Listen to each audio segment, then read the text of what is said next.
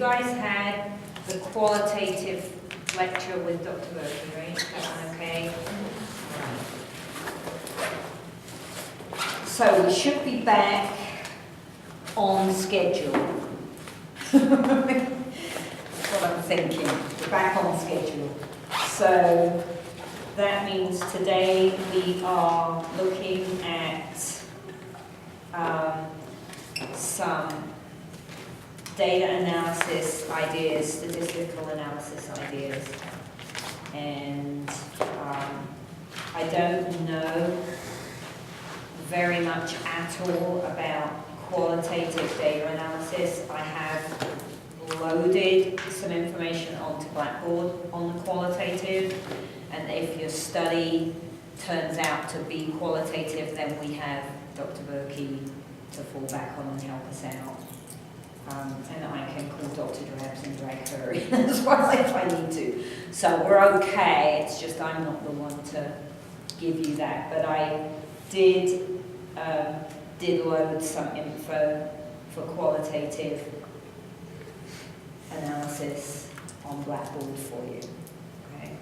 If it's not showing, let me know, because I haven't checked Blackboard yet this week to make sure that I opened everything that was supposed to be open after spring break. So if I had the timing wrong on it, let me know. Okay? Today, you should have up there, today I'm going to be talking about a cheat sheet that I got in my program. So that's loaded up there for you. All right? And then there is a document that has a table in it that was an appendix in another book that gives you procedures. So what I thought that this would help with is when you're reading and you get to a section in the paper where they tell you what they're going to do and you're like, I have no idea what that is. For me it would be a chi-square. Doesn't matter how many times I read a paper that says they're doing a chi-square, I have no idea what a chi-square test is. I can look on this table, find the chi-square, and it gives me a kind of description of when you would use a chi-square.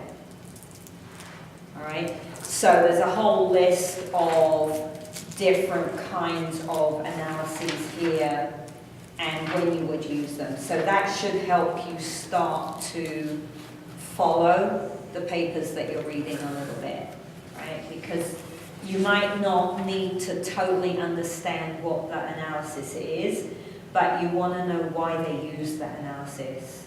You want to have a feel for what was the data set up that they felt they needed that analysis for. Does that make sense? So because it ties in with the design. How was the data collection laid out that this is the correct analysis I would use? Okay. So that's up there, that document is up there. And then chapter on the qualitative stuff from another book is up there. And then obviously you're reading for next week. And then next week, this week nothing is due assignment-wise, but next week your annotated bibliographies are due. So your annotated bibliography ties back to your purpose statement. When you submit your annotated bibliography, you should submit your purpose statement again. You may or may not need to tweak it based upon the feedback that you get this week on that, right? And your 4 annotated bibliographies, right? So, fair warning now, APA requires reference lists and things to be in alphabetical order. So when you submit annotated bibliographies or references, they should be in alphabetical order. Some of them weren't on the purpose statement, so some people lost points because they didn't have the references in alphabetical order, okay? I have my feedback ready to send back to you on your purpose statements with your grade. I am going to submit everybody's purpose statement to the other faculty, and I've asked them if they will give me feedback next week. That's a little bit tight for you guys, I know, but with spring break, it's just the way that works out in the spring semester. But what I want is to give you more than just my feedback, because we all have different viewpoints, and I don't want you to move forward to 505 and Dr. Berkey go, what on earth was Dr. Wall thinking about when she approved this purpose statement? It's like, we can't work with this in 505, okay? Because I make mistakes or I have different opinions on things. So this way, I think it means that A, you get more than just my opinion, and B, it means that you're a little more secure moving forwards in the program with that question, right? If you decide you want to do a thesis, we don't want you having to restart your question again because the others don't agree with my opinion, all right? So, I will get you back. I thought I was going to have time to get you back my feedback this afternoon because I've had it for over a week, obviously. I thought I was going to have time to email that back and I didn't. So I will do that, get that back to you either this evening or tomorrow. Okay? If you don't have it, please hassle me because it just means I've got busy and it's got pushed down the to-do list. But you guys shouldn't have to keep waiting because I'm busy. So just put a bit of pressure on me if you don't get it back tomorrow, okay? What else did I want to just think about touching base on before we actually started on info?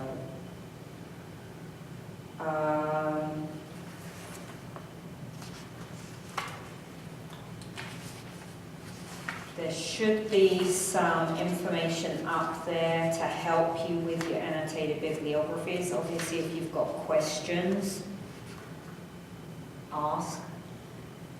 If later in the week or early next week you have a draft of something you want me to try and look at, I'm happy to look at it. The only caveat is time. Right? So the sooner you can get something to me, if you want me to give you feedback, the more chance you've got of getting feedback on it. That's all. All right? And then just so everybody's on the same page, next Tuesday is the last lecture meeting. Okay? The week after that, we can meet in the library if the people on campus want to meet in the library. But as of next week is the last time we're going to do any informational stuff, right? New stuff. For the rest of the semester, it's time for you to work on your purpose, your annotated bibliography, your presentation for the final. So you can make appointments with me, distant students, I can Skype with you, I can collaborate with you. So we just have to make sure that if you want to talk to me, make appointments so that you get as much feedback as possible on the remaining assignments after next week, okay? Because that's your time. You've got then 1, 2, 3 weeks. 3 weeks plus the library week, so you've got 4 weeks to work on that final presentation and your purpose and getting it all pulled together for your final grade. All right? Any questions on that at the moment? All right? If that sinks in and at 9 o'clock tonight you're going, oh, I should have asked her this, then just drop me an email and I can give you some more info tomorrow. All right, okay, so let's have a look at what I've put together. As I say, what I'm going to talk to you about is specifically data analysis in a quantitative situation, because that's what I know about. And that's what I can help you with. The qualitative analysis info is up on Blackboard, and we have people that can help us with that if you need it. Right? So I'm going to run through this reasonably quickly, so jump in and make me stop if I'm going too fast. The other reason I like to go over this rather than just put it up like I put up the qualitative is, to me, when I read a qualitative paper, the analysis, the terminology may not, like they say, we used, I don't know, they have all these funny terms for the things they do, but if they're doing some kind of thread, they're looking for a thread, the term thread may not make sense, but when they explain what they're looking for, it kind of makes sense. It's not technical in the same way, to me, that quantitative is, and Dr. Berkey might disagree with that statement, but they kind of explain themselves a lot better than we do, I think. How did I move through this? I have to go here. All right, so quick review of a quantitative type idea.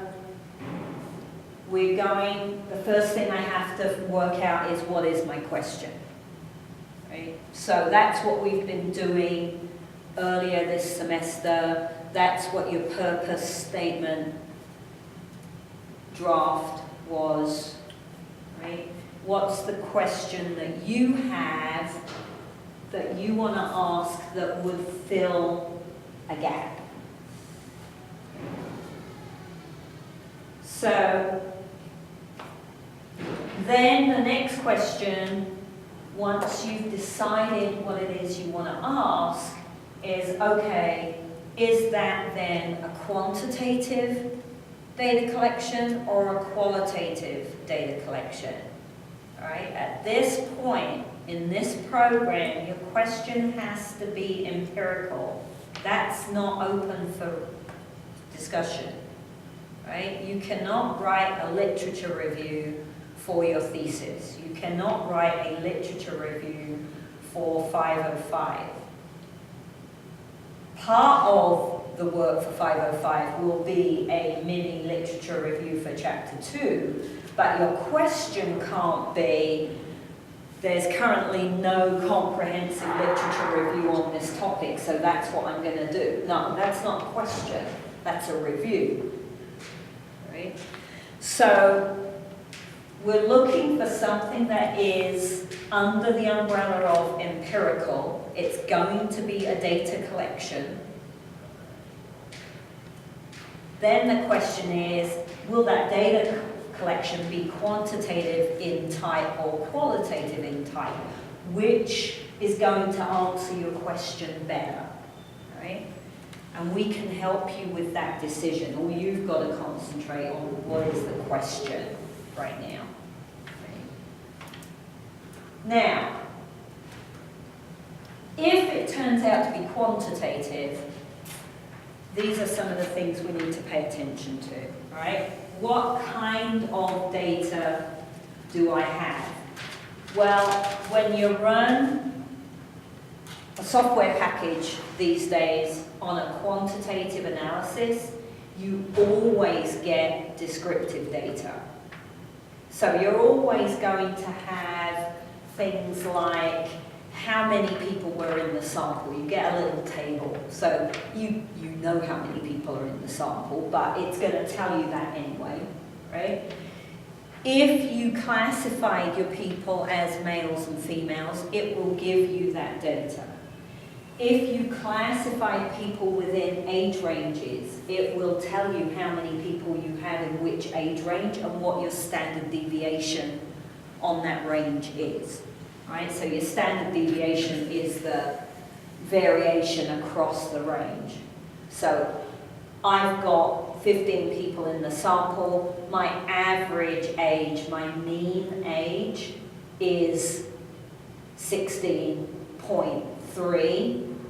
The standard deviation is the variation around 16.3 within the whole 15 people, right?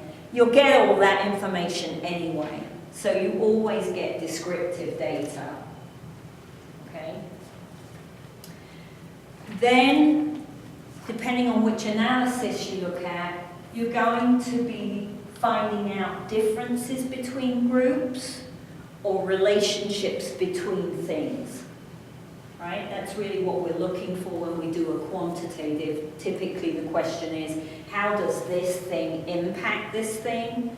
Or how are these two groups of people different on this thing, right? So differences or relationships we're looking for.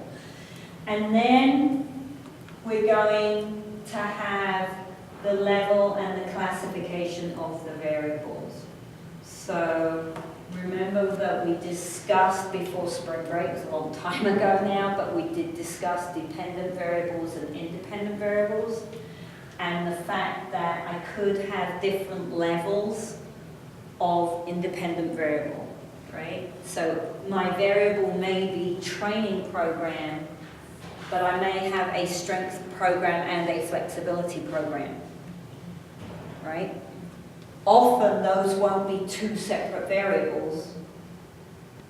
They're two sections of one variable, right? They're levels. So,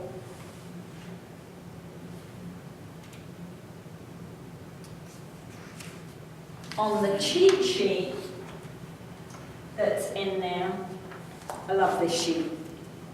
I have to give credit to Dr. Guarino, who was my stats professor at Auburn, because he gave me the sheet in his class, and I just pass it on, but I didn't create it, so I have to give him credit.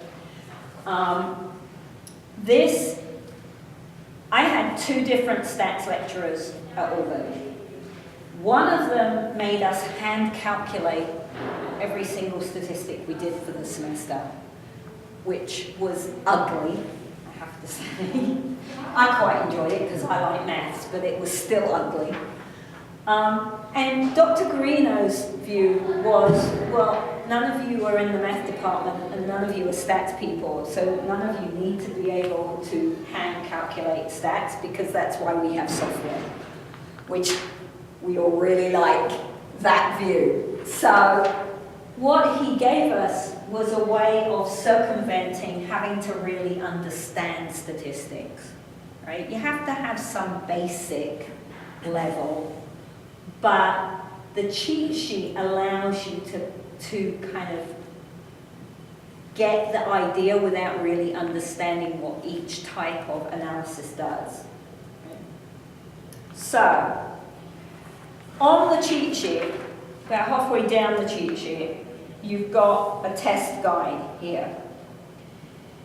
And so what we do is, how many independent variables do you have? How many dependent variables do you have? Now, I've already told you that at the master's level, you're only going to have one dependent variable, and we'll only allow you to have one, at the most two, independent variables. So we try to make it as easy as possible at this level for you. When you look at the sheet, the next thing you have to do is decide whether your independent variable is what we call continuous or categorical. So when you score the variable, you score it in a way that would be a continuous number, or is it a categorical number? So if I'm scoring age, that's continuous because I could be 1, 2, 3, 4, 5, 6, 7, 8. Up to a point, it's a continuous number. If I am scoring speed, it's a continuous number because I'm not fast or slow. I'm 10.3, 10.4, 10.5, 10.6, or 8.3, right? So speed would be continuous because what I'm measuring is a continuous number. my independent variable is males or females, it's categorical, because I can only be one of two things. I might have three categories. I might say males, females, and children. Or I might say red, blue, and green. But I have definite categories that I'm going to identify things as. Can speed be a category? You would just have like two of them? I could see a situation where you could, because you could just have, like, the requirement is that you run this distance in 6 seconds. You either do or you don't run it in 6 seconds. Do or don't would be categorical. I'm not sure how often we do that with speed. Typically, when you look at speed in a research paper, they're measuring a change in speed. Well, a change from point A to point B would be continuous. Because you would want to know how much the change is, because you need to know whether it's significant or not whether they changed or not. Because if they change by 0.00001 of a second, does that make any difference? Right?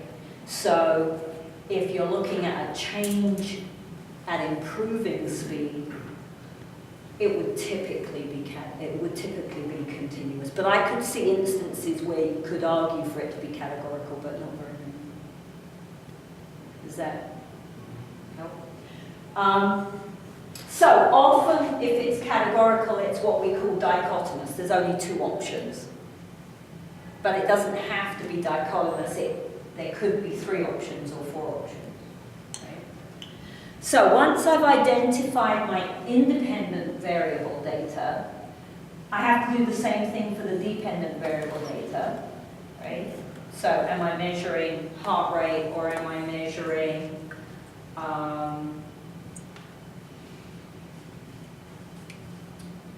dependent variable could be, brain fart, I need food. Dependent variable could be sex, could be boys and girls, or time of day, right?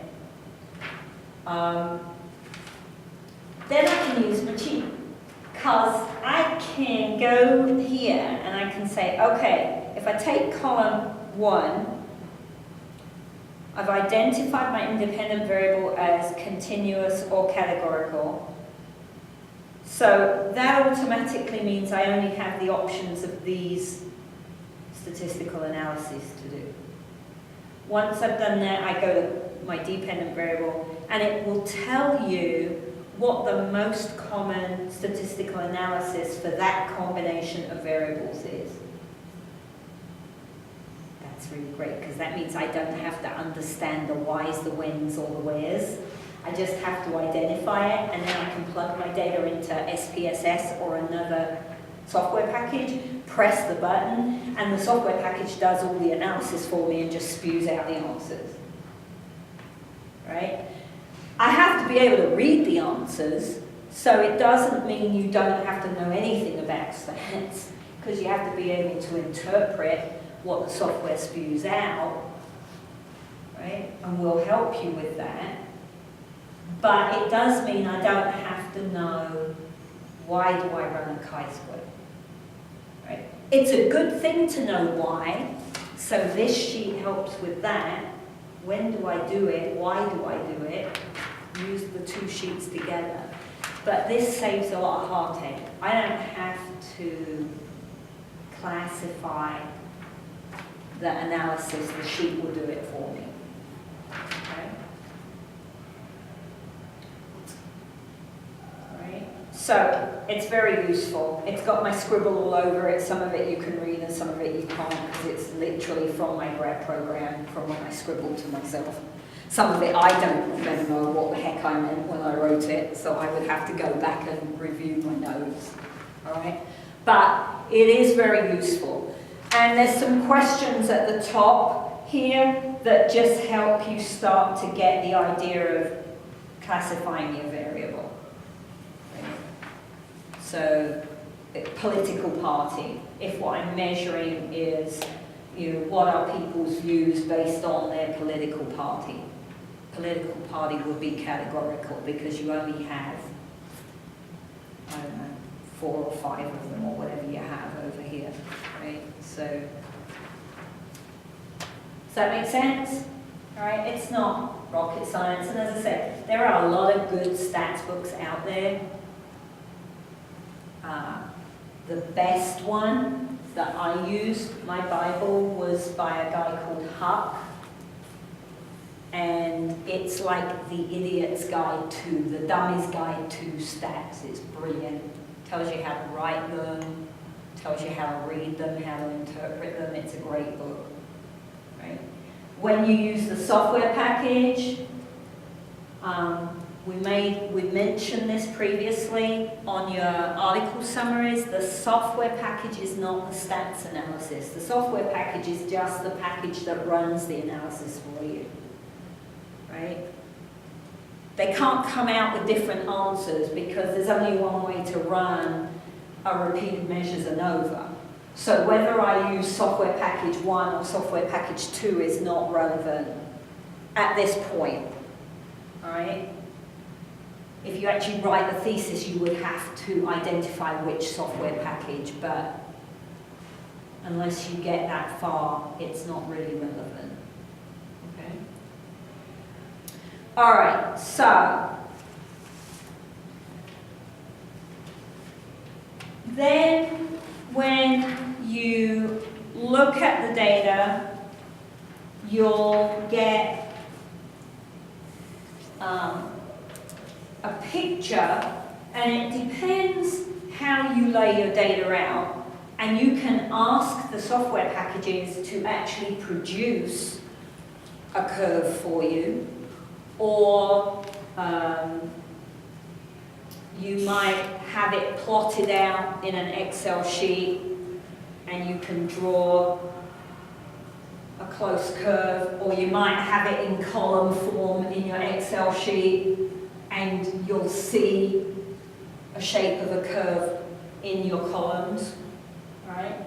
So again, don't worry too much about this. It's just that you want to start to recognize this terminology, because when you read quantitative papers, they will use this terminology, and you want to have an idea what they're talking about, all right? So, shape of the data, all right?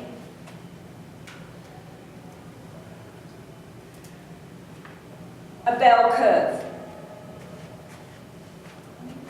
So you'll see them mention that the data was a normative bell curve. So it's a well-balanced bell. Okay? If the data is skewed, so sometimes when you read a paper, they'll say the data was skewed, therefore we did another analysis on the data to allow for the skewed data, right? And there'll be all this nonsense terminology. It's not nonsense, it's very valid, but we don't have to know what it is, but I do need to know that the data was skewed.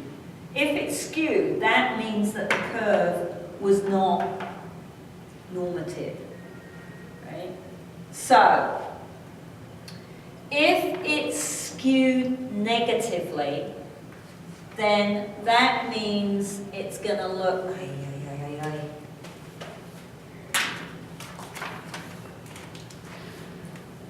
here's my normal curve. If the data is negatively skewed, my curve is going to be over to one side. Okay? The long tail of the curve points left. That's why it's negative. Right? If the data is positively skewed, it's going to look like that. And the majority of the data is going to be on the left-hand side of the curve, and your long tail is going to point in the positive direction. Okay. What that means is that you've got a large proportion of your population clumping in something that's atypical, because typically everything is normative, right? If we gathered all the grades from all the classes on campus and we plotted them, you'd get a few people in A, a few more people in B, a few more people in C and D, and a few people in F. Hopefully. Actually, I don't think that's what you get on our campus, because I think our population on campus is skewed, but that's a different, right? In theory, that's what you should see if you plot any data, right? You always have some people or some things that are on the edges, and most of the things you're measuring are slap bang in the middle, right? So when you read that the data was skewed, it means that you want to keep an eye on what they say their conclusion is and what assumptions they make, because they've not got a normative population. And so what they often do is they'll run another analysis along with their stats to try to compensate for this, so that the data is more usable. Okay? Kurtosis, in 15, 18 years of reading research papers, I think I've only ever read one paper that used that term. You don't see it very often. But just in case you see it, all it means is that my bell curve was more peaked or less peaked.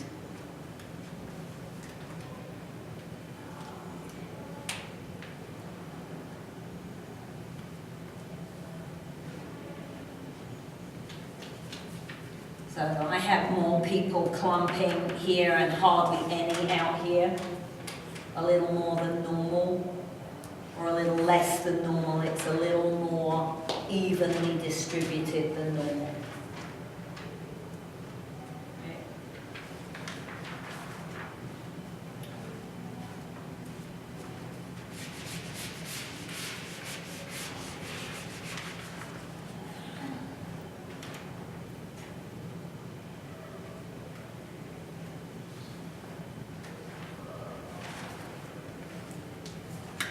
Okay, now,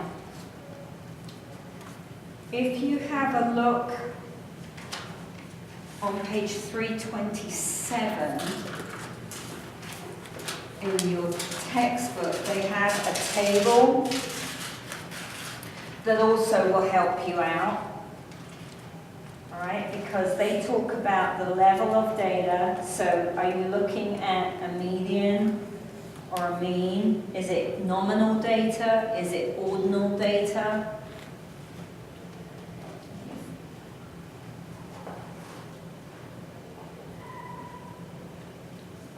And so it's kind of their version of my cheat sheet.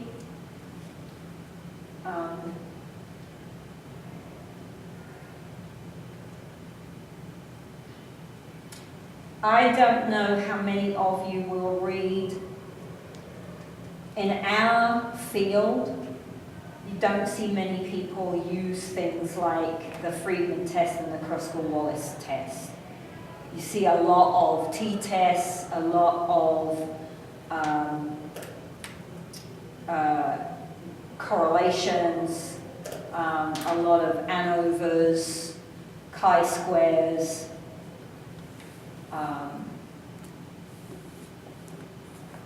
modeling, right? So some of these terms you won't come across very often. If what we have is a normal distribution, right, on that data, if the bell curve is normal, And that means that the variability, the variance in the data is relatively equal. They should be doing a statistical analysis under the umbrella of parametric tests. Okay? And if you look in different books, they'll give you ideas of what tests count as parametric tests, what tests count as non-parametric. I'm trying to think if this, yes, the chart that I gave you helps you with that idea. Again, you don't need to know this, so don't get overwhelmed with this, right? This is to help you read. The whole point of this class is that you leave the class feeling a little more comfortable reading research papers, right? And identifying and understanding research papers. So you don't have to know this. You can pick up a stats book and work this out, right? But this part goes back to that skewed thing I was saying. If they tell you their data is skewed, and then they use a parametric stats test, don't bother reading the paper. Because if the data is skewed, they have to use a non-parametric test. That's the rule. Okay?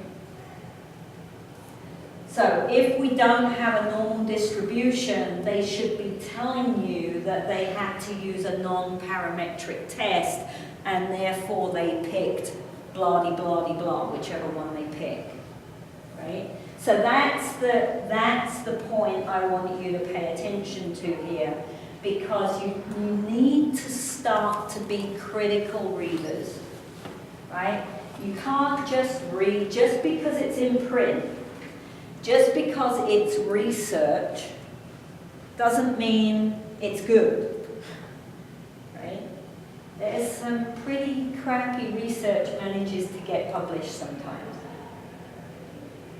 I've done it at a conference on a poster. I've never done it in a journal. But I mean, I've had poster presentations at a conference that you look at them and you just go, oh God, I hope no one comes and asks me any questions because it's going to be so embarrassing. This is so awful, right? You just like, but it can go on my CV, right? So, I mean, but there are people that actually get published with that kind of error.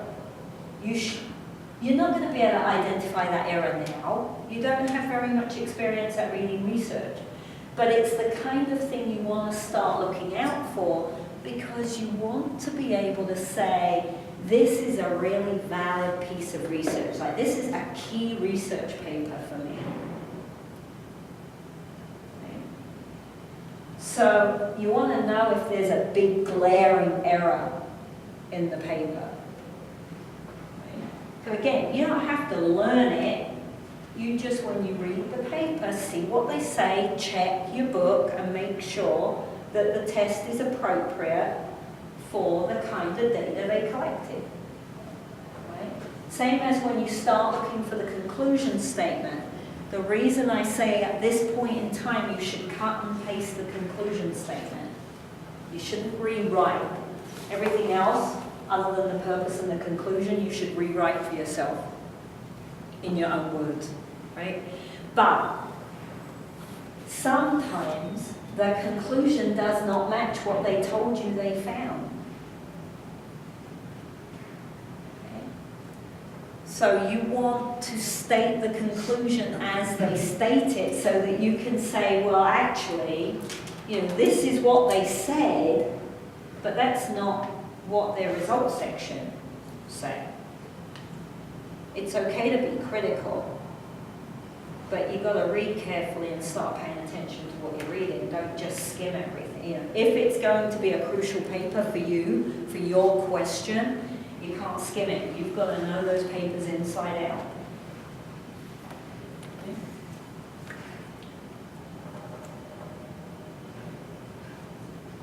Okay, so some other info, other kind of terminology that you're going to come across in a quantitative type paper. They're going to tell you what their purpose statement is, right? They may or may not use the problem, right? Dr. Drabs was always very, very keen on the problem is we don't know this. My purpose is to investigate the effect of this on this. Often in quantitative papers, you don't see that problem statement written out like that. Not always. Right? They might infer that in their introduction, but they don't state it that way. You should see a hypothesis. Based on my reading, what I think is going to happen is this. Right? So, based on my reading,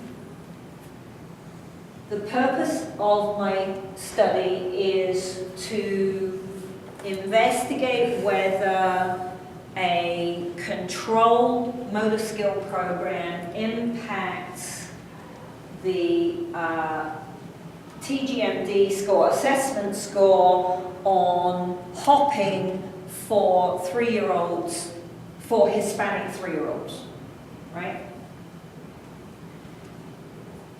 My hypothesis, based on my reading, would be, I think that the hypothesis is that a controlled motor skill program will change hopping in Hispanic 3-year-olds. Right? Might be will not, but I'm going to say it will. So, that's my research hypothesis. What do I think is going to happen ahead of me actually collecting the data? Okay. Based on what I've read and what I'm writing about, what do I think is going to happen? Okay. Usually, we're hoping for a significant difference or a significant relationship in something based on what we're going to do, right? We want something important to happen, to change, based on what we're doing, right? So usually, I'm looking for a significant improvement in speed, or a significant improvement in strength, or a significant improvement in a skill that I'm teaching a new player, or right? So we call that the research hypothesis. Sometimes you'll see it called the alternative hypothesis. Occasionally you'll see it labeled H1. Okay? The null hypothesis is the opposite. So the null hypothesis would be that the motor skill, the organized motor skill program has no effect on hopping for Hispanic preschoolers. Right? So the null hypothesis is the opposite. It's often a negative because what we're looking for is something significantly positive to happen. So the null hypothesis is often the downside. It's the thing I don't want. Right? And that means then that statistically, when we run statistics, mathematically what you're trying to do is reject the null hypothesis. So this is where the terminology starts to get a little confusing because we've got negatives flying around all over the place in the sentences. Right? The null hypothesis is the thing I don't want to happen. I want to be able to reject that. I want to be able to say the thing I wanted to happen happened. Right? Two negatives make a positive. Okay? So, I want to reject the null hypothesis. So, most often when you read a paper, if they're talking in this language, they don't say, we accept the research hypothesis. They say, we were able to reject the null hypothesis, because mathematically that's what statistics does. I'm not working with this hypothesis in statistics, really. Right? And we don't have to get into that because we're not a stats class. Okay? Does that make sense? Because it can be a bit confusing. I want to reject the null hypothesis. I want to be able to say that it made a difference.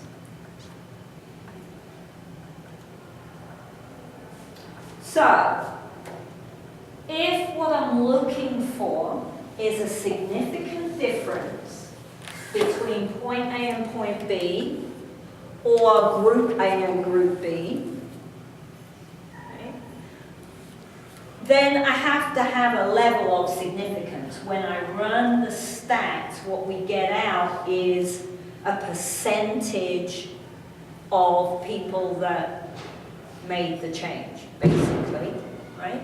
So my probability or my alpha level has to be agreed upon. And technically, ethically, in research, you set alpha a priori ahead of when you collect the data. Now, people cheat on that all the time as well, right? Because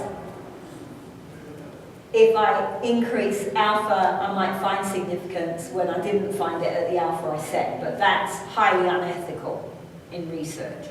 If I say alpha is 0.05, then I can't change it